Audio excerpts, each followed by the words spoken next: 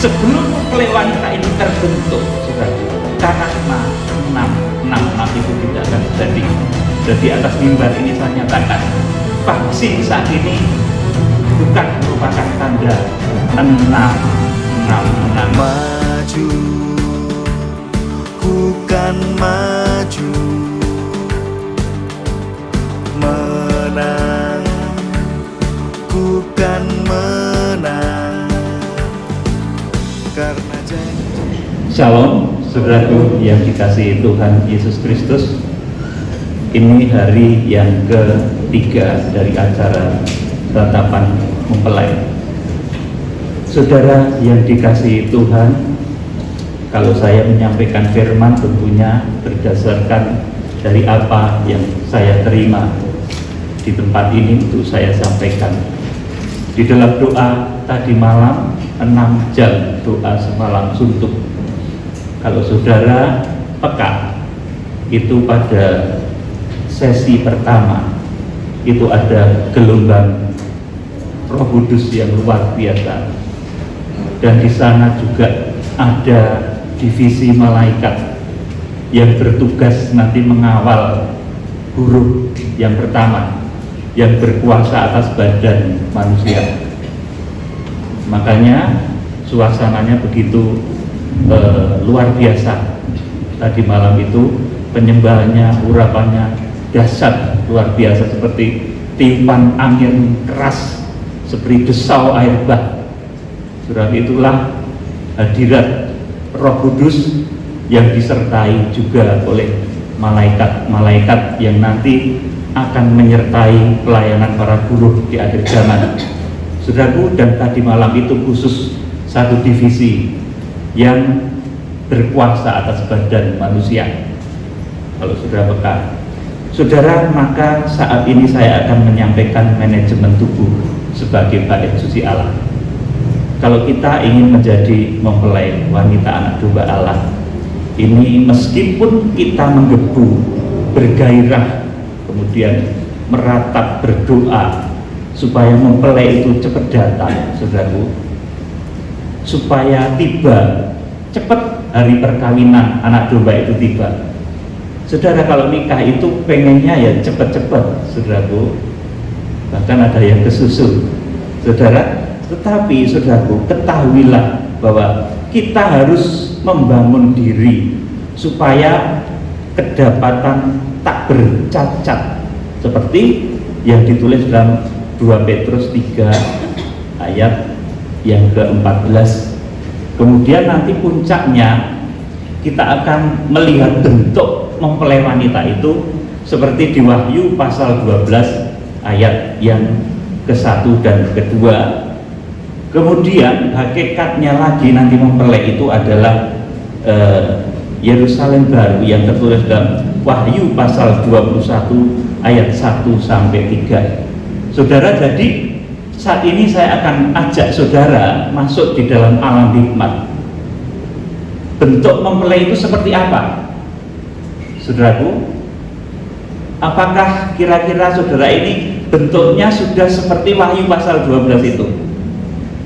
Seorang wanita cantik yang berpakaian matahari, bulan, dan bintang, ataukah kondisi saudara ini seperti apa? Saudara, ini justru lewat ratapan yang saudara naikkan ini terjadilah tugas untuk hamba-hamba Tuhan. Guru-guru di akhir zaman ini membangun jemaatnya sesuai standar yang ditetapkan Tuhan, yaitu mempelai yang berpakaian matahari, bulan, dan bintang. Karena itulah nanti yang akan, saudaraku, masuk ke dalam bahtera keselamatan. Bahasa lain disebut harpazo. Yang lebih kita kenal itu ranger, saudaraku, tapi itu sesungguhnya sesuatu yang arahnya satu. Oleh karena itu hamba-hamba Tuhan di seluruh penjuru bumi, saudaraku, sudah memberitakan mengenai ranger. Ini gambaran dari ketika nanti gereja itu terbentuk sebagai mempelai wanita, seperti yang tertulis di Wahyu pasal 12 ayat 1 dan 2 itu, mempelai wanita yang cantik. Saudara, kita akan baca ayat permulaannya 2 Petrus pasal 3. 2 Petrus pasal 3 ayat yang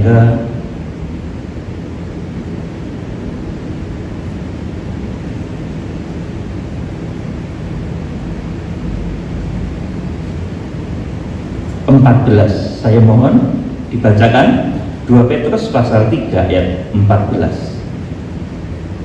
Sebab itu, saudara-saudaraku yang kekasih, Ya, yang keras sambil menantikan semuanya ini, kamu harus berusaha supaya kamu kedapatan tak bercacat dan tak bernoda di hadapannya dalam perdamaian dengan Dia. Amin. Saudara, ini yang diharapkan Tuhan, supaya nanti kita bisa berdiri tegak ketika Tuhan Yesus Kristus datang. Saudara, ketika saudara penuh urapan seperti tadi malam saja, saudaraku, itu lawatan malaikat yang satu divisi. Saudara sudah kalang kabut seperti itu. Kalau nanti saudara berdiri berhadapan muka dengan Kristus, saudara tidak akan kuat kalau saudara masih memiliki cacat dan kerut atau yang serupa dengan itu. Jadi saudaraku, sebelum apa yang kita doakan, kita ratapkan agar saudaraku gereja ini terbentuk, kemudian terjadi penghukuman atas bumi.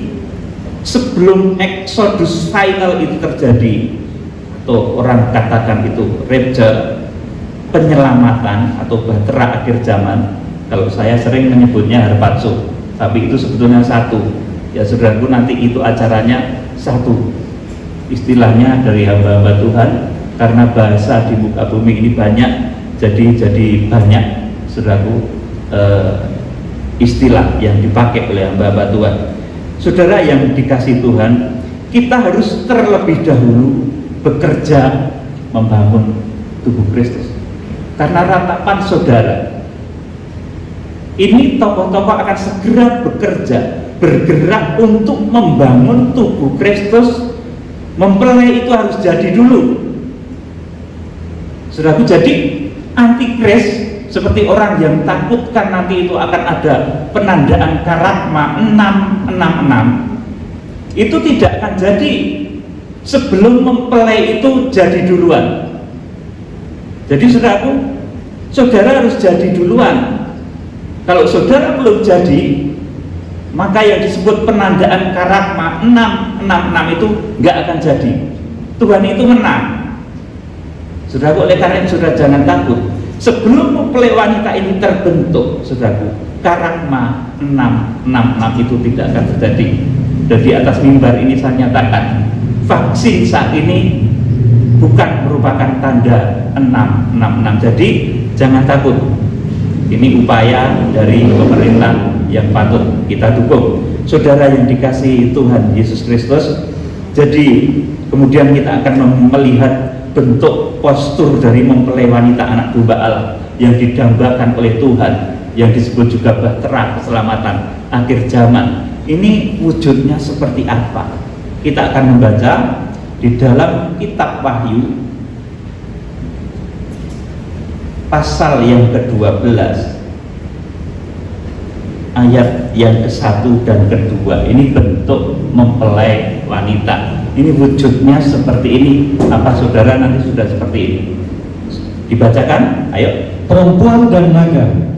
Maka Ya. tampaklah suatu tanda besar di langit, seorang perempuan berselubungkan matahari dengan bulan di bawah kakinya dan sebuah mahkota dari 12 bintang di atas kepalanya. Ia sedang mengandung dan dalam keluhan Dan penderitaannya, iya, terus hendak melahirkan, ia berteriak kesakitan. iya, ini ratapan mempelai.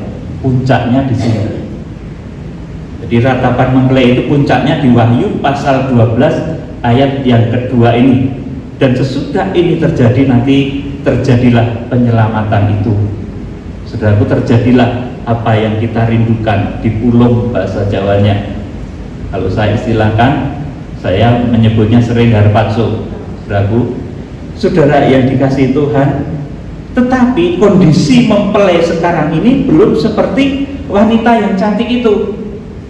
Saya di dalam visi saya melihat, saudaraku, jadi di dalam visi saya melihat mempelai saat ini, calon mempelai.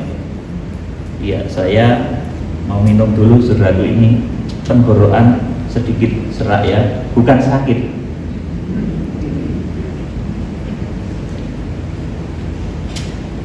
Ini jam 17 lebih jadi yang berpuasa, yang kemarin saya sarankan di channel saya dimanapun saudara berada untuk berpuasa ini sore. Jadi menurut kekuatan saudara masing-masing, saudara boleh berpuasa dan berdoa, terutama berdoanya, sembahyangnya yang diperkuat. Saudara, jadi bentuk mempelai wanita anak domba Allah ini ternyata belum seperti Wahyu pasal yang ke-12 ayat 1 dan 2 ini. Saat ini bentuknya masih elek. Saudaraku mau menikah tapi sakit penyakitnya itu banyak banget. Saudaraku mau menikah wetenge loro, saudaraku. Napasnya mengkis-mengkis. Ya nggak bisa nanti diajak perjamuan kawin. Nanti ada sunyi senyap setengah jam, saudara. Kemudian ada perjamuan kawin, kalau napasnya mengkis-mengkis nanti nggak kuat. Oleh karena itu, lewat lawatan divisi malaikat yang tadi malam memberikan satu pernyataan, saudara, yang berkuasa atas badan manusia. Saya akan menyampaikan mengenai manajemen tubuh sebagai bait suci supaya saudara sehat, badan saudara sehat, paru-paru saudara sehat. Saudara, malaikat yang melawat kita dan kuasa Roh Kudus yang melawat kita tadi malam itu yang berkuasa atas badan kita, yang berkuasa atas sakit penyakit. Saudara yang dikasihi Tuhan Yesus. Jadi saya sampaikan sekali lagi, mempelai atau calon mempelai itu, saudaraku, saat ini kondisinya masih begitu memprihatinkan. Ini seperti kondisi misalkan di jemaat Efesus, ya saudara, kitab Wahyu pasal 2. Kitab Wahyu pasal 2 ayat yang keempat dan ketujuh. Ini jemaat Efesus ini jemaat hebat, pinter, saudaraku, bisa menguji pengajaran-pengajaran. Lulusan sarjana teologi bahkan lebih pintar, bisa menguji segala sesuatu. Tetapi saudaraku, dia mengalami satu kejatuhan, rusak di dalam kasih mula-mulanya, rusak. Efesus pasal 2 ayat 4 sampai 7, saya mohon dibacakan. Namun demikian, aku mencela engkau, Ya, terus? karena engkau telah meninggalkan kasihmu yang semula. Terus? Sebab itu ingatlah betapa dalamnya engkau telah jatuh. Bertobatlah dan lakukanlah lagi apa yang semula engkau lakukan. Jika tidak demikian, aku akan datang kepadamu dan aku akan mengambil kaki dianmu dari tempatnya jikalau engkau tidak bertobat. Amin. Saudaraku, jadi ini jemaat Efesus. Jemaat Efesus ini rusak atau jatuh di dalam mesbah dupanya. Mesbah dupa itu dalam diri saudara terkena kepada paru-paru. Jadi ini arep dadi manten, paru-parunya rusak, mengkis-mengkis terus, saudaraku. Naik tangga 10 tangga itu mengkis-mengkis. Harus diperbaiki dengan kehadiran bintang yang pertama, penggembala jemaat Efesus. Saudara, ini penyakit-penyakit yang berkaitan dengan paru-paru, organ pernapasan ini harus disembuhkan. Ini secara jasmaninya, dan ini harus terjadi. Saudara berusaha supaya tercapai akan hal ini. Kemudian secara rohani ini menunjuk kepada penyembahan. Penyembahan saudara harus terbangun. Orang itu kalau sembahyangnya bagus, itu otomatis nanti paru-parunya secara dimensi keempat itu akan terbangun. Paru-parunya secara dimensi keempat, sel-sel tubuhnya itu akan mengalami pembaruan-pembaruan yang begitu luar biasa. Saudara yang mengkis-mengkis, yang berjalan 30 langkah sudah mengkis-mengkis, itu kalau diajak perjamuan kawin anak domba nggak bisa. Pesta kawin anak domba itu perlu energi ekstra, saudaraku. Kalau mengkis-mengkis kawin nggak bisa. Amin. Maaf bahasa dewasa ini, nggak bisa mengkis-mengkis kawin, saudaraku, nggak bisa. Perkawinan anak domba itu memerlukan satu kekuatan. Jadi jemaat Efesus ini rusak di mesbah dupanya. Saudara harus membangun mesbah dupa supaya saudara tidak terkena penyakit yang berkaitan dengan paru-paru dan organ pernapasan. Saudara juga saya beritahu, kenapa saat ini yang melanda dunia ini adalah wabah corona yang berkaitan dengan paru-paru. Ini karena menandai segera terjadinya kegerakan kitab Wahyu, munculnya guru yang pertama. Saudaraku, dari divisi, saudaraku, malaikat yang berkuasa atas badan manusia. Dan kalau saudara ingin mengalami penyembuhan secara fisik maupun secara spiritual, saudara harus melakukan hal ini, membangun mesbah dupa. Paru-parumu akan dijamah Tuhan. Yang sekarang mengkis-mengkis, ayo, saya itu juga sering mengkis-mengkis, tapi karena lemu ya saudara, karena lemu. Jadi kalau jalan agak jauh itu ya untuk mengkis-mengkis sedikit, karena badan saya 85 kg, sekarang tingginya 175. Saudara yang dikasih Tuhan, ya berat kalau jalan, tetapi saya bersyukur diberi kesehatan. Saudara yang dikasih Tuhan, ini yang pertama. Kemudian yang kedua, ini jemaat Smyrna. Ini juga salah satu karakter dari saudara. Mungkin yang pertama tadi saudara sudah terjawab, saudara punya sakit paru-paru yang berkaitan dengan mesbah dupa, hidung mungkin, kolip dan lain sebagainya, ingin sembuh, bangun mesbah dupa. Ini keahlian dari malaikat sidang jemaat di Efesus. Kemudian Smyrna, saudaraku, ini keahlian dari guru yang kedua.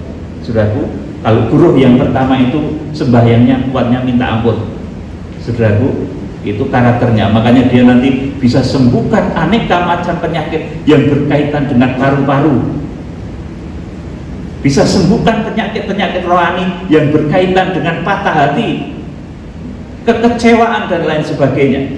Kemudian jemaat Smyrna, ini saudaraku, kita akan baca Wahyu pasal 2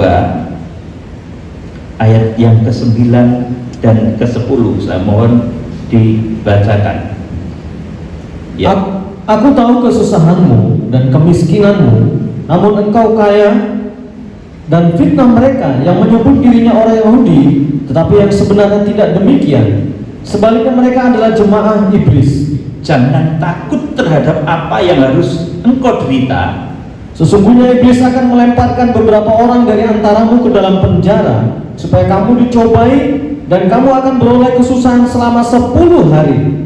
Hendaklah engkau setia sampai mati, dan aku akan mengaruniakan kepadamu mahkota kehidupan. Ini jemaat Smyrna. Ini jatuhnya dia dilanda dosa penakut, seperti Ayub. Apa yang engkau takutkan itu yang menimpamu.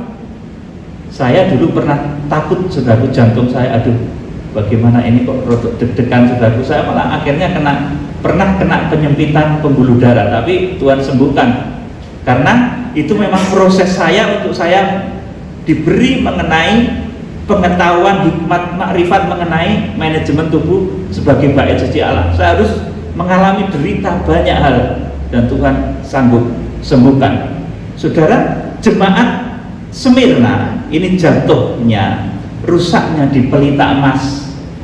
Ini kalau dalam badan saudara, ini terkena kepada ginjal. Di sini yang mengalami gangguan ginjal, saudara mungkin penakut ya, sedikit-sedikit takut. Mau sembahyang sedikit takut, berkorban itu takut. Nanti jangan-jangan kalau berkorban banyak itu nanti nggak balik lagi, bangkrut. Nggak pernah ada ceritanya loh saudara, orang berkorban mempersembahkan sesuatu kepada Tuhan jadi bangkrut, itu nggak pernah ada. Saya beritahu saudara. Jadi kalau seperti Salomo, Daud itu makanya sangat diberkati karena mengerti berkorban. Saya beritahu saudara, tidak pernah ada ceritanya orang berkorban itu menjadi jatuh dan miskin. Ini rahasia surga. Sudah, jadi sudah itu jemaat Smyrna ini rusak pelita emasnya. Pelita emasnya dalam badan saudara terkena kepada ginjal. Kemudian juga sebagian ada usus, juga ada kena pelita emas. Kemudian kalau di kepala ini terkena kepada mata. Matanya yang minus sedikit. Saya minus, saudaraku, -1. Tapi Saya biasakan tidak pakai kacamata, kecuali kalau terpaksa harus setir malam dan hujan saya baru pakai kacamata. Saudaraku, jadi jemaat Smyrna ini seperti seorang gadis, tapi dia, saudaraku, sakit keras di bagian pelita emasnya, di bagian ginjalnya. Ya kalau sakit ginjal mau nikah itu ya nggak bisa, saudaraku.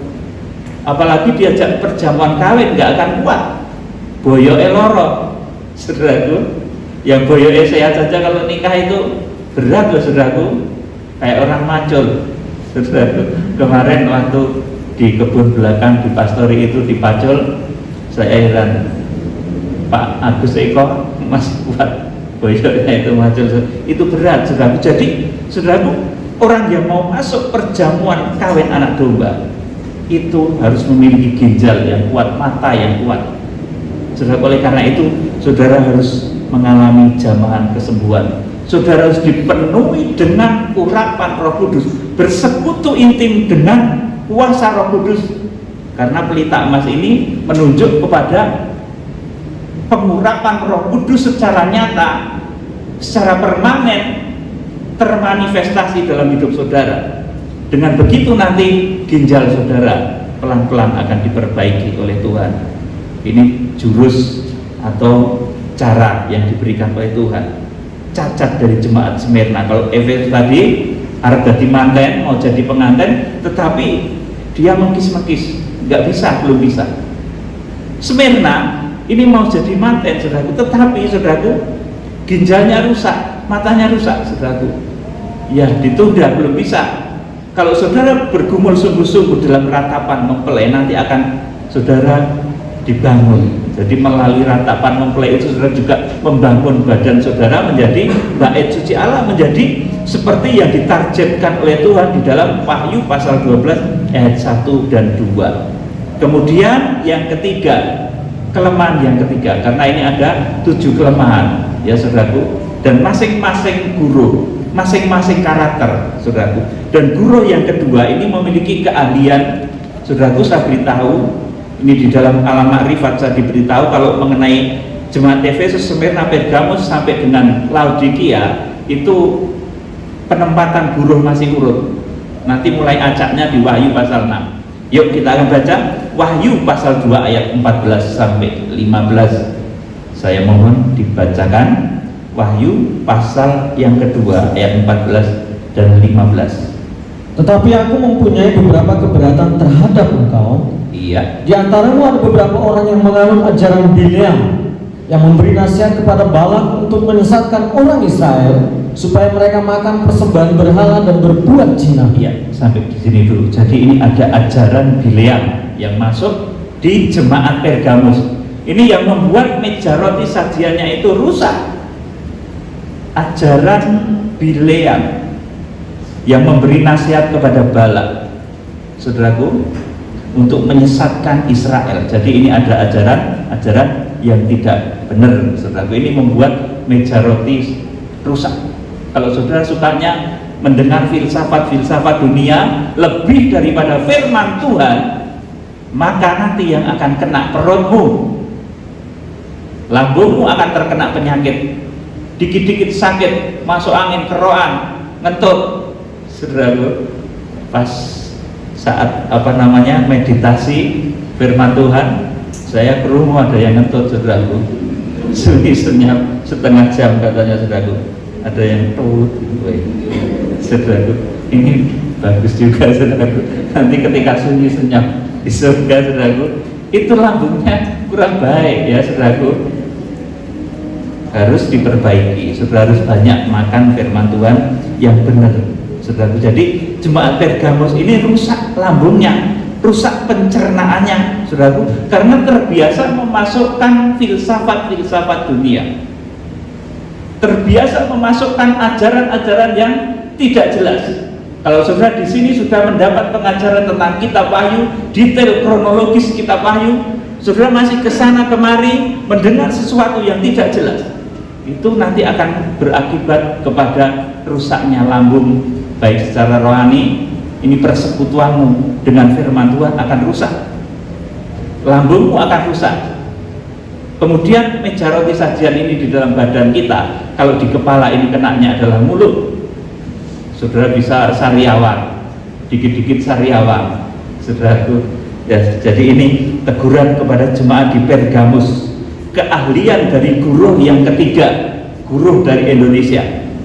Saudaraku, jadi ini membangun meja roti sajian, jadi dia pinter kalau hal firman Tuhan, saudaraku. Kemudian kita lanjut, ini teguran kepada jemaat Tiatira, saudaraku. Ini guru keempat nanti yang akan melaksanakan pekerjaan ini. Dia memiliki keahlian membangun pintu kemah suci, saudara, karena jemaat Tiatira ini jatuh di pintu kemahnya, saudaraku. Dan pintu kemah ini di dalam badan manusia terkena kepada organ reproduksi. Ya, kalau di zaman Yesus ini ada wanita yang pendarahan, kemudian bilang pada Yesus, cukup aku jamah jumbai jubahnya, maka aku akan sembuh. Saudara yang dikasihi Tuhan Yesus, demikian pula saudaraku, di akhir zaman saat ini ada orang-orang yang mengalami penyakit seperti itu, yang berkaitan dengan organ reproduksi. Organ reproduksimu tidak beres. Ini teguran di pintu kemah. Saudaraku, kita akan baca Wahyu pasal 2 ayat 20 sampai 23, teguran jemaat di Tiatira yang rusak pintu kemahnya, yang rusak organ reproduksinya. Ayo dibacakan ayat 20 sampai 23. Tetapi aku mencela engkau karena engkau membiarkan wanita Isabel yang menyebut dirinya nabiya mengajar dan menyesatkan hamba-hambaku supaya berbuat zina dan makan persembahan-persembahan berhala. Terus, dan aku telah memberikan dia waktu untuk bertobat, tetapi ia tidak mau bertobat dari zinahnya. iya, Lihatlah, aku akan melemparkan dia ke atas ranjang orang sakit, dan mereka yang berbuat zina dengan dia akan kulemparkan ke dalam kesukaran besar, jika mereka tidak bertobat dari perbuatan-perbuatan perempuan itu. 22. Dan anak-anaknya akan kumatikan, Ya. dan semua jemaat akan mengetahui bahwa akulah yang menguji batin dan hati orang, dan bahwa aku akan membalaskan kepada kamu setiap orang menurut perbuatannya. Amin. Jadi jemaat Tiatira ini rusak, saudara, jatuh di pintu kemahnya. Pintu kemah ini kalau di dalam badan kita, badan saudara ini organ reproduksimu. Bahasa gampangnya itu sekitar, maaf ya, alat reproduksi saudara, baik saudara laki-laki ataupun perempuan. Kalau saudara mengalami gangguan di sana, maka tegurannya adalah di sini, saudara. Tetapi ini juga ada arti rohaninya. Ketika seseorang itu mengalami satu jamahan palsu, sakjane itu Roh Kudus tapi kemerok, saudaraku, ini orang yang salah kemasukan, saudaraku. Pintu kemahnya, saudaraku, panca inderanya ini merasakan sesuatu yang keliru. Jadi di sini, saudaraku, kita harus mengenali sentuhan-sentuhan Roh Kudus yang benar. Jangan sampai kita menjadi salah tangkap. Sebetulnya bukan Roh Kudus, itu kuasa kegelapan, tetapi saudaraku membuat merinding juga. Wah, jangan-jangan Roh Kudus, pada saudara itu liwatnya kuburan, saudaraku. Roh Kudus di bawah pohon, saudara, di pohon di kuburan. Ya memang Roh Kudus bisa juga kalau saudara penuh dimanapun itu bisa, saudaraku. Tapi untuk menangkap hal-hal seperti ini, terutama yang setelah baptis kemarin, ya saudaraku, itu kalau ingin supaya dipenuhi oleh Roh Kudus, dia harus peka, memasukkan sentuhan-sentuhan kuasa Roh Kudus. Roh Kudus itu berbicara seperti apa? Kadang ini baur, saudaraku, dengan suara-suara yang nggak benar, kadang suara daging, kadang bahkan suara kegelapan itu berbaur. Nah, jemaat Tiatira ini dia dimasuki oleh satu ajaran yang disebut wanita Isabel, saudaraku. Wanita Isabel. Isabel ini dulu istrinya Raja Ahab, yang membuat Raja Ahab itu tersesat. Sebenarnya Ahab itu baik, tetapi dipengaruhi oleh Isabel ini sehingga memusuhi Elia, saudara yang dikasih Tuhan. Jadi ini jatuhnya jemaat Tiatira ini rusak di pintu kemah. Kalau pintu kemah saudara ingin mendapatkan jamaah, saudara mendapatkan satu kelemahan di pintu kemah, di organ reproduksi, saudara harus mengenali sentuhan-sentuhan Roh Kudus yang betul-betul dari Roh Kudus. Saudara masukkan dalam hatimu, panca inderamu. Oleh karena itu, saudaraku, pintu kemah itu memiliki berapa tiangnya? Lali apa pura-pura nggak tahu. 5 ya, saudaraku. Makanya itu panca indera. Panca indera kita ini, saudaraku, harus kita gunakan untuk menangkap getaran-getaran Roh Kudus. Kalau saudara melihat di dunia kegelapan, itu panca inderanya digunakan untuk menangkap kuasa kegelapan. Dari jarak jauh itu, saudaraku, tukang ramal, saudaraku, sudah tahu, saudaraku, karena dia juga melatih panca inderanya dengan sentuhan-sentuhan kuasa kegelapan. Nah, kalau orang itu sukanya begitu, saudaraku, sudah Kristen, katanya dibaptis juga, tapi sukanya masih ke perdukunan, ke sana kemari, saudaraku, itu nanti yang akan kena organ reproduksimu. Ini teguran kepada jemaat di Tiatira. Ini mengenai pintu kemah, saudaraku. Kemudian jemaat Sardis, saudaraku. Jadi ibarat gadis ya, saudaraku, jemaat Tiatira tadi rusak pintu kemahnya. Mau nikah malah rusak, malah pendarahan terus, nggak berhenti-berhenti. Mau nikah, saudaraku, yang laki-laki malah kena prostat. Ya piye, saudaraku, malah nggak jadi, saudaraku. Jadi saudaraku, ini harus disembuhkan dengan kehadiran guru yang keempat. Dia memiliki keahlian membangun pintu kemah. Dia sangat pintar dalam urapan Roh Kudus, saudaraku. Yuk, selanjutnya kita akan belajar mengenai, saudaraku, jemaat Sardis. Ini rusak bejana pembasuhannya, saudaraku. Ini kalau di dalam badan kita terkena paha, kemudian saraf-saraf di sekitar paha, jadi orang lumpuh, saudaraku. Ini tegurannya seperti apa? Saudara, kita akan baca Wahyu pasal 3 Wahyu pasal 3 ayat 1 sampai 3. Saya mohon dibacakan. Kepada jemaat di Sardis, Ya. dan tuliskanlah kepada malaikat jemaat di Sardis, inilah firman Dia yang memiliki ketujuh roh Allah dan ketujuh bintang itu. Terus, Aku tahu segala pekerjaanmu. Ya. Engkau dikatakan hidup, padahal engkau mati. iya, Bangunlah dan kuatkanlah apa yang masih tinggal, yang sudah hampir mati. Sebab tidak satu pun dari pekerjaanmu aku dapati sempurna di hadapan Allahku. Karena itu, ingatlah bagaimana engkau telah menerima dan mendengarnya. Turutilah itu dan bertobatlah. Karena jikalau engkau tidak berjaga-jaga, aku akan datang seperti pencuri, dan engkau tidak tahu pada waktu manakah aku tiba-tiba datang kepadamu. betul, saudaraku. Jadi kepada siapa Tuhan itu datang seperti pencuri? Itu kepada orang yang tidak berjaga-jaga. Tetapi kepada mempelainya Tuhan itu pasti memberitahu. Saudara mempelai kan, Tuhan pasti kasih tahu. Nanti saat penyelamatan, saat saudara harus dipulung, saudara harus harpatso diselamatkan, itu saudara akan diberitahu. Tapi kalau saudara hidup dalam daging, dalam satu ayat dikatakan, karena engkau bukanlah anak-anak kegelapan, engkau anak-anak terang, saudaraku, maka hari Tuhan itu tidak datang seperti pencuri.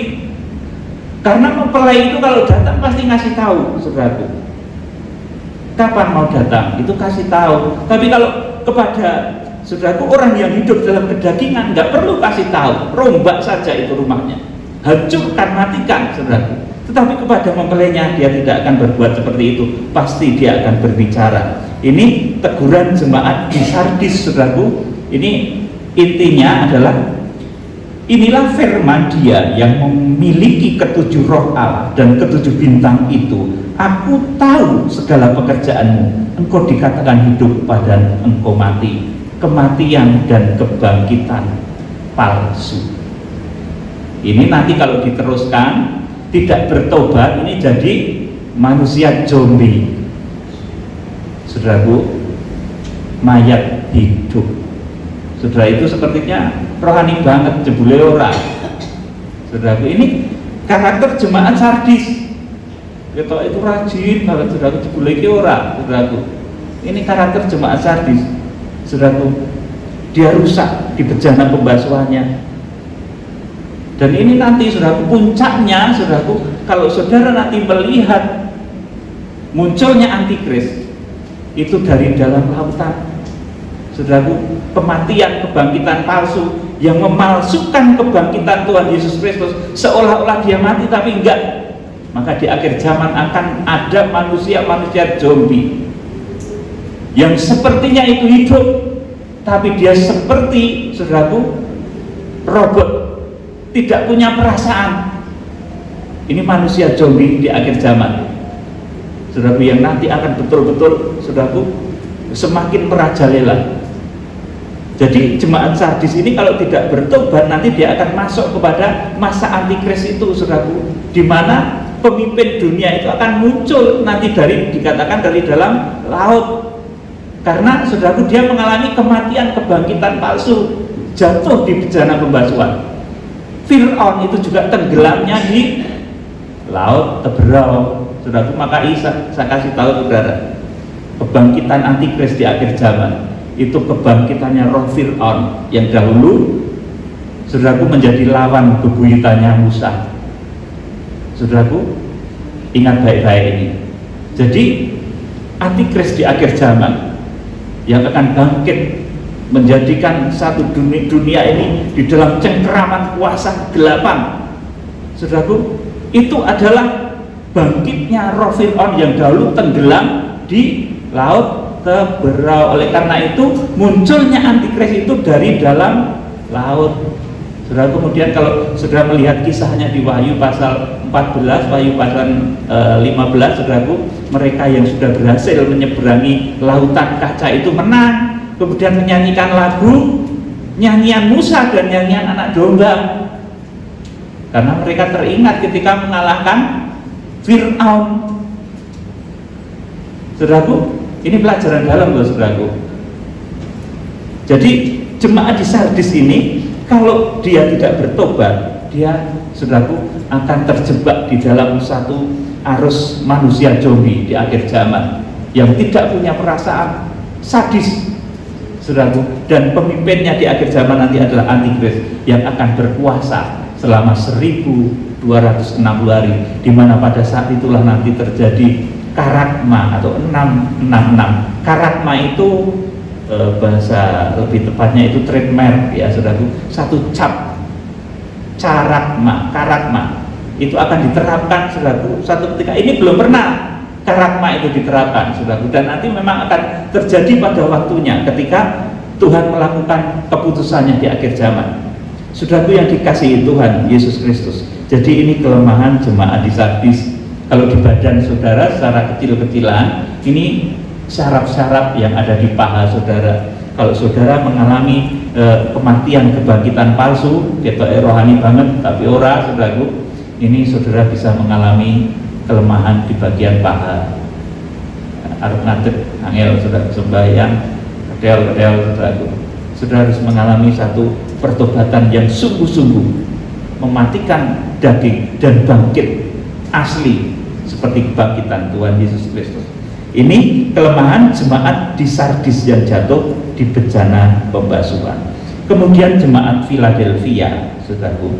Nah, saudaraku, jemaat Sardis ini, saudaraku, ini guru dari luar negeri, ya saudaraku. Saya tidak menyebut, bukan dalam kapasitas saya, tapi saya mengerti, saudaraku. Kemudian jemaat Philadelphia ini juga guru dari luar negeri nanti gembalanya. Ini hampir tidak memiliki kelemahan, saudaraku. Jemaat Philadelphia ini memiliki satu teguran di pintu tirai. Saudaraku, kita akan membaca Wahyu pasal 3 ayat 10 dan 11. Saya mohon dibacakan. Karena engkau menuruti firman-Ku untuk tekun menantikan Aku, Iya. maka Aku pun akan melindungi engkau dari hari percobaan yang akan datang atas seluruh dunia untuk mencobai mereka yang diam di bumi. Aku datang segera. Peganglah apa yang ada padamu, supaya tidak seorang pun mengambil mahkotamu. Ya, teruskan. Barang siapa menang, ia akan kujadikan soko guru di dalam bait suci Allahku, dan ia tidak akan keluar dari situ. dan padanya akan kutuliskan nama Allahku, nama kota Allahku, yaitu Yerusalem baru, yang turun dari surga, dari Allahku, dan namaku yang baru. Amin. Saudaraku, jadi jemaat Philadelphia ini jemaat yang terbagus. Nanti gembalanya salah satu guru dari luar negeri. Saudaraku, ini terbagus. Saudaraku, kelemahannya di pintu tirai Maha Kudus. Saudaraku, dia pintar merobek tirai daging. Saudaraku, dan akhirnya dia menggembalakan satu jemaat yang berkarakter Philadelphia. Hampir tidak ada teguran, cuma dia harus sabar menunggu segala sesuatu. Nah, supaya seperti saudara ini juga sabar menunggu apa yang dijanjikan oleh Tuhan itu. Saudaraku, kalau orang itu diuji kesabarannya, itu yang terasa sesak itu di mana, saudaraku? Di perut. Sesak di mana? Kalau saudara diuji kesabarannya, dada, betul? Nah, itulah diafragma. Kalau saudara sedang menunggu diuji kesabaran saudara, itu saudara akan mengalami satu seperti kesesakan. Dadamu seolah-olah menjadi tertekan naik diafragmamu ini. Saudaraku, kalau saudara mengalami hal seperti itu, saudara sedang diuji seperti jemaat Philadelphia. Nasihat Tuhan apa? Peganglah apa yang ada padamu. Jadi jangan mundur, saudara sesak karena menanti-nanti janji Tuhan kok belum tergenapi. Saudara harus tetap maju. Ini kelemahan jemaat Philadelphia, cuma di situ. Saudaraku, tidak ditegur sama Tuhan. Peganglah apa yang sudah ada padamu. Artinya disuruh sabar oleh Tuhan. Jadi ini karakter jemaat Philadelphia. Ini cirinya dalam diri saudara. Kalau saudara itu disuruh sabar, saudara akan mengalami satu rasa sesak di dada. Kemudian jemaat Laodikia, ini juga buruh dari luar negeri. Saya terus terang katakan ini buruh dari Amerika. Saudaraku, jatuhnya di mezbah korban bakaran. Makanya nanti penghukumannya yang ditimbulkan dari sana dasar, karena saudaraku tegurannya juga paling keras. Saudaraku, kita akan membaca Wahyu pasal yang ketiga ayat 15 sampai 18. Teguran kepada jemaat di Laodikia. Aku tahu segala pekerjaanmu, Iya. engkau tidak dingin dan tidak panas. Iya. Alangkah baiknya jika engkau dingin atau panas.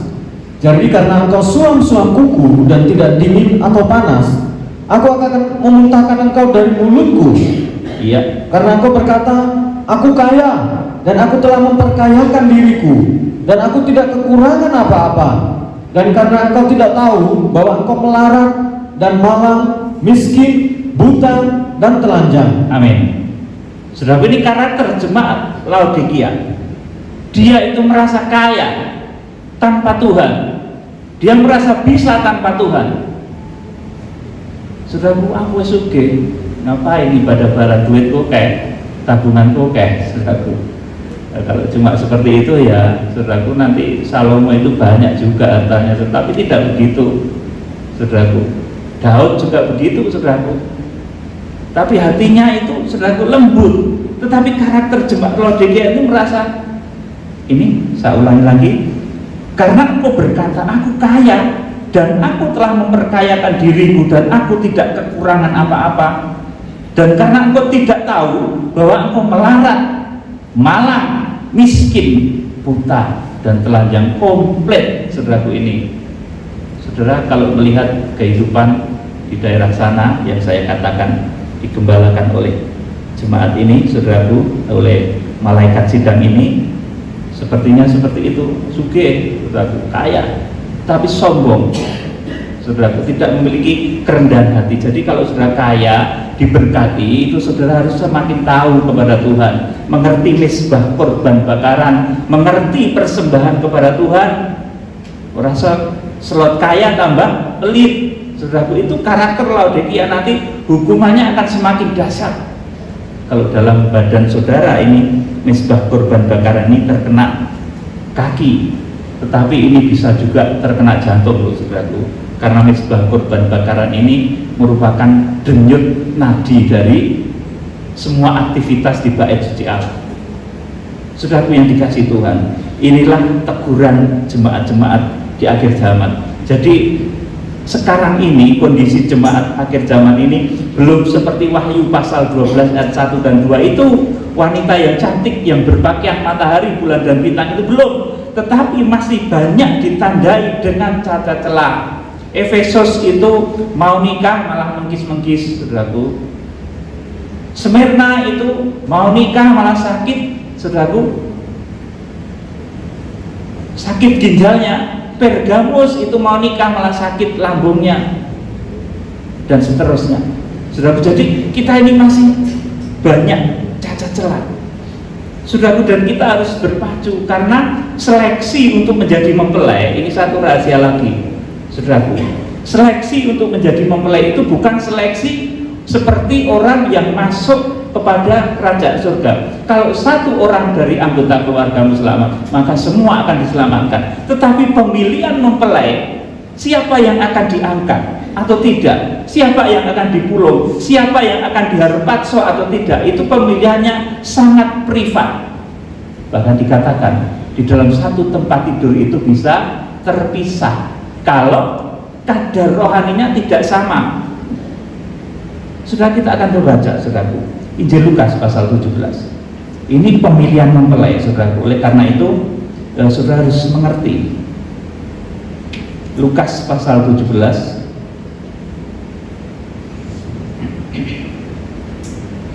sebentar. Lukas pasal 17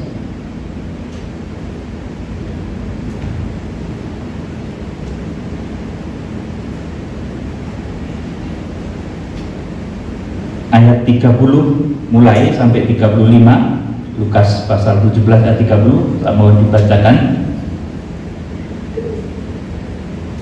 Demikianlah halnya kelak pada hari di mana Anak Manusia menyatakan dirinya. Barang siapa pada hari itu sedang di peranginan di atas rumah dan barang-barangnya ada di dalam rumah, janganlah ia turun untuk mengambilnya. Dan demikian juga orang yang sedang di ladang, janganlah ia kembali. Ingatlah akan istri Lot. Ini pemilihan mempelai, saudara. Ayo terus. Barang siapa berusaha memelihara nyawanya, ia akan kehilangan nyawanya. Dan barang siapa kehilangan nyawanya, ia akan menyelamatkannya. 34. Aku berkata kepadamu, pada malam itu ada dua orang di atas satu tempat tidur, yang seorang akan dibawa dan yang lain akan ditinggalkan. Amin. Cukup sampai di sini. Ini dasarnya pemilihan mempelai. Itu bahkan Tuhan tidak peduli itu orang satu tempat tidur apa bukan. Saudaraku, dikatakan ini firman Tuhan yang mengatakan seleksi menjadi mempelai itu kalau dia tidak bisa memiliki kadar rohani yang sama, saudaraku. Yang satu akan dipulung, yang satu akan harpazo, yang satu akan ditinggalkan. Jadi pemilihan mempelai ini beda dengan pemilihan warga kerajaan surga. Kalau pemilihan warga kerajaan surga dijanjikan satu orang di dalam keluarga diselamatkan, semua akan diselamatkan. Tapi pemilihan mempelai ini sangat privat, saudara. Oleh karena itu kita harus betul-betul saudaraku masuk di dalam keseimbangan. Semuanya di sini harus seimbang, saudaraku. Di dalam kerohanian, kadar rohani saudara harus seimbang, harus dewasa, harus masuk terukur ruang kudus. Maaf ya, ini agak lama pemberitaan firman sedikit, tapi karena memang apa yang harus saya sampaikan seperti ini, saudaraku, harus terukur menjadi bait suci Allah. Sebab nanti kalau saudara itu kanak-kanak rohani, saudaraku, yang satu itu masuk terukur menjadi bait suci Allah, yang satu kanak-kanak rohani, nanti yang satu akan masuk, yang satu akan dipulung, yang kanak-kanak meskipun satu tempat tidur itu akan ditinggal. Saudara, dan ini terjadi di ayat ini. Saudaraku, kanak-kanak itu sifatnya apa? Tuh, saudaraku, ribut. Saudara, kalau suka ribut, saudara, itu sifat kanak-kanak. Saudaraku, kanak-kanak itu kalau ada acara di ruang Maha Kudus itu konturuse. Saudaraku, saudara punya anak ya, mungkin saudaraku, saudara sedang mau ada acara ruang Maha Kudus sama suami istri, konturuse. Saudaraku, anak-anak itu tidur dulu. Ini papa mama mau ada acara. Saudaraku, turuse artinya mau mati, saudaraku. Karena ditulis seperti dalam ayat kita akan baca ini, saudaraku, Karena pengukuran menjadi mempelai itu diukur. Jadi kriteria mempelai itu pemilihannya sangat privat. Saudara, Wahyu pasal 11 ayat 1 dan 2, saudara. Dibaca Pak Rudi. 2 saksi Allah. Kemudian diberikanlah kepadaku sebatang bulu seperti tongkat pengukur rupanya. Dengan kata-kata berikut: bangunlah dan ukurlah bait suci Allah dan mezbah dan mereka yang beribadah di dalamnya. Tetapi kecualikan pelataran bait suci yang di sebelah luar, janganlah engkau mengukurnya, karena ia telah diberikan kepada bangsa-bangsa lain, dan mereka akan menginjak-injak kota suci 42 bulan namanya. Amin. Saudara, jadi meskipun orang itu berada di satu tempat tidur, kalau yang satu itu kadar rohaninya ruang kudus, yang satunya itu pelataran, maka akan terjadi apa yang dikatakan di dalam Injil tadi, bahwa yang satu di tempat tidur itu yang satu akan dibawa, yang satu akan ditinggalkan. Itu terjadi di Wahyu pasal 11 ini. Karena yang satu itu kanak-kanak rohani tidak mencapai taraf yang ditentukan oleh Tuhan, itu pasti tertinggal. Suka ribut kanak-kanak rohani itu, saudaraku. Tidak cuma jemaat, pendeta pun, saudaraku, kalau masih suka-suka ribut begitu, saudaraku, ini juga kanak-kanak rohani. Sedikit-sedikit bertengkar mengenai nama Tuhan, sedikit-sedikit bertengkar mengenai penumpangan tangan, sedikit-sedikit bertengkar mengenai baptisan, saudaraku. Ini hal-hal dasar kekristenan yang adanya di pelataran, saudaraku. Dan kalau tidak bertumbuh, maka Tuhan katakan itu kanak-kanak rohani itu akan dibikin tidur oleh Tuhan, karena akan ada acara ruang Maha Kudus. Setelah ruang acara ruang Maha Kudus itu apa? Pernikahan kawin anak domba Allah, perjamuan malam kawin anak domba Allah. Itu anak-anak harus ditidurkan, kanak-kanak harus tidur, saudaraku. Seperti kalau saudara punya acara ruang Maha Kudus, kanak-kanak itu konturuse, orang nanti ribui, bahasa Jawanya begitu, saudaraku. Anak-anak itu harus ditidurkan. Kanak-kanak rohani di akhir zaman akan ditidurkan oleh Tuhan. Tidur yang dimaksud itu apa, saudaraku? Daniel pasal 12 ayat 2, dibacakan Pak Rudi.